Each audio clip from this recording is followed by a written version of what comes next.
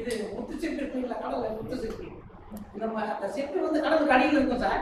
சுவாதி நட்சத்திரம் அது மேல வரும். சூப்பர். அப்போ அந்த பனிச்சுளி வந்து அது விழுகும். அது முத்தா மாறிடும். அது பனித்துளி வந்து விழுது. அது வாயை திறந்துட்டு வரும். ஆமா, வாயை திறக்கு. அது சுவாதி நட்சத்திரம் கிடையாது. அதனாலதான் அந்த அன்னை தண்ணிக்கு தம்பதிகள் இணையம்னு சொல்லியிருக்காங்க. என்னன்னா குழந்தை பாக்கி உறுதி உறுதி அப்படின்னு.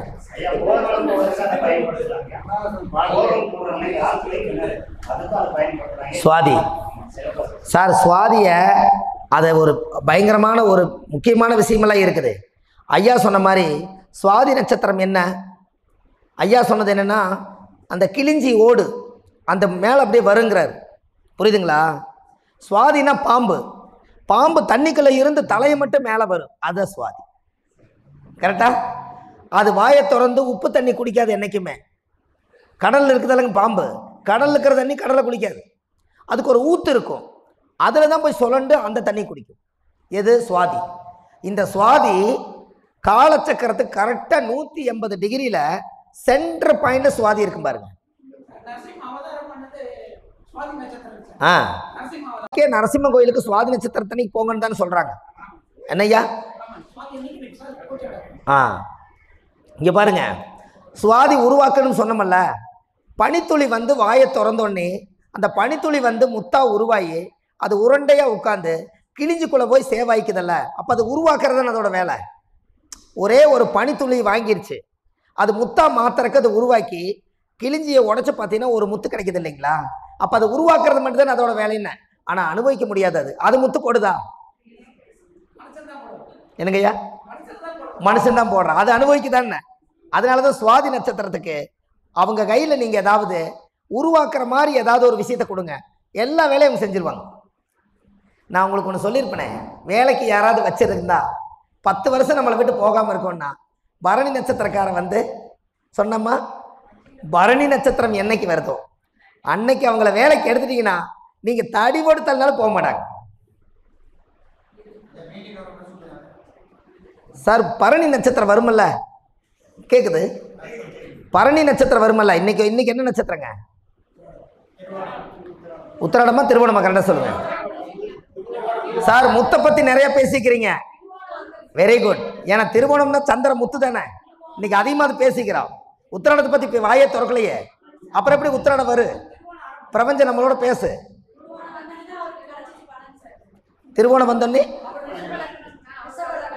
ரிஷப லக்னம் 5 பஞ்சபூதம் வந்துருச்சலங்க. அப்ப கண்டிப்பா கம்ப்யூட்டர் ஆன் பண்ண வேண்டாம், திருவோணம் தான். எதுங்க? திருவோணமா?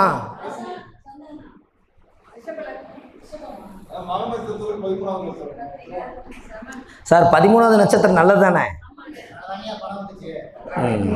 இப்ப தாராபலன் எப்படி இருக்குதுங்க ஐயா? தாராபலன் இயங்குதா இல்லையா? சார் பூர்வ ஜென்ம பந்த நட்சத்திரம் யாராவது தெரியுமா? பூர்வ ஜென்ம பந்த நட்சத்திரம் இல்ல, எத்தனாவது நட்சத்திரம் சொல்லுங்க, அவங்களுக்கு சொல்ல தெரியாதுல்ல. பூர்வ ஜென்ம பந்த நட்சத்திரம் யாராவது தெரியுமா? அதை தெரிஞ்சிட்டீங்கன்னா ரொம்ப சந்தோஷப்படுவீங்க. பூர்வ ஜென்ம பந்த நட்சத்திரம் சொல்லவா? பந்த சிறப்பு சார், உங்க நட்சத்திரத்துல இருந்து 15வது நட்சத்திரம் தான் பந்த சிறப்பு.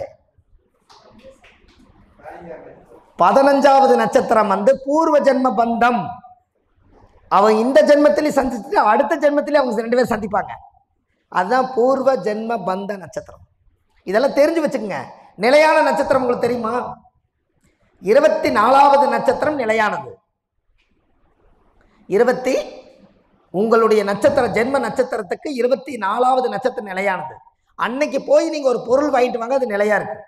அன்னைக்கு ஒரு பாலக்கால் போடுங்க, வீடு கட்டிடலாம். அன்னைக்கு ஒரு தங்கம் வாங்க நிலைக்கும். இதெல்லாம் ஜோதிடத்துல எவ்வளவு ரகசியம் பார்த்தீங்களா? நிலையான நட்சத்திரம். உங்களுக்கு ஏற்கனவே ஒவ்வொரு மாநாட்டிலையும் ஒவ்வொன்று சொல்லிட்டு தான் இருக்கோம், ஏதோ ஒரு விஷயத்த சொல்றோம். சூரியன் திசை எத்தனை வருஷம்னு சொன்னீங்க? ஆமா. சந்திரன் திசை 10 வருஷம். இப்படித்தான் 120 வருஷம் வரும். அது ஏன் குரு 16 வருஷம் வச்சாங்க? 10, 6, 16 வர்றதுனால. சூரியன் அப்பா, சந்திரன் அம்மா, 2 பேரும் இணைஞ்சு ஒரு குழந்தை வெளியில் வந்தா குரு 16. அதனால 16 வச்சாங்க. அந்த 16 எங்கே வச்சாங்க? மேசத்துலேருந்து மீன வரைக்கும் என்னீங்கன்னா 12, மறுபடியும் மேசம் 13, ரிஷபம் 14, மிதுனம் 15, கடகம் 16. அதனால குரு 16 வருஷம் உச்சம். அப்படித்தானே வருது. ராகு கேது 18 வருஷம் வச்சிருக்காங்க. ராகு கேது. சபரிமலையுடைய படிக்கட்டு எவ்வளவுங்க? சரி 18. சப்த ரிஷிகள் எத்தனை பேருங்க? சப்த ரிஷிகள் 18. சப்த ரிஷிகள் 7 தானே? சித்தர்கள் தான் 18. சப்த ரிஷிகள் சப்த கன்னிமார்கள் மேல். இப்ப சப்தம் வந்துருச்சு. அதனாலதான் உங்களை அதனாலதான் அப்படி கேட்டேன். அதனாலதான் கேது 7 வருஷம். கேதுன்னா ரிஷிகள். ராகுன்னா 18. அதனாலதான் சித்தர்கள் எத்தனை பேருங்க? அதனாலதான் அப்படி வச்சிருக்காங்க. அவங்க தான் நம்ம ஜோசியத்தை உருவாக்குனாங்க. அவ்வளவுதான். சூரியன் திசை 6 வருஷம். சூரிய உதயம் 6 மணிக்கு மேல அதானே. சந்திரன் திசை எத்தனை வருஷம்? அம்மாவோட கர்ப்பத்தில் நீங்க எத்தனை வருஷம்? அதைத்தான் 10 பிரிச்சிருக்காங்க. இப்படித்தான் ஜோசியம் வளர்ந்தது, வேற எங்கேயுமே போகல. கரெக்டுங்களா ஐயா? அப்போ நம்ம ஜாதகத்துல நம்மளோட அந்த 12 ராசியும் நீங்க உள்ள கொண்டு வந்தீங்கன்னா பக்காவா வேலை செய்யும்.